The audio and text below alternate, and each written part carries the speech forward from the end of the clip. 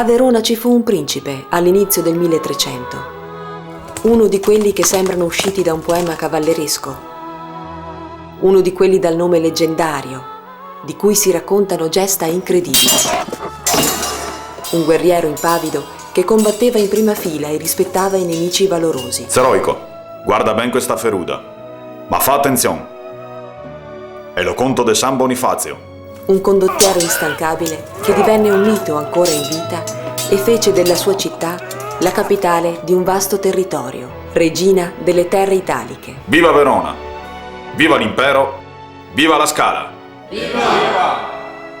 Un principe illuminato che trasformò la sua corte in un centro di scambi culturali ed economici, rifugio di intellettuali ed artisti provenienti da ogni dove e sereno ostello per i lunghi anni d'esilio di Dante Alighieri.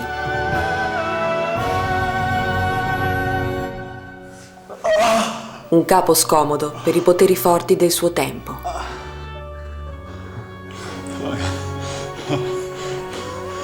Un uomo ambizioso che inseguì tutta la vita un sogno da condividere solo con i maggiori poeti.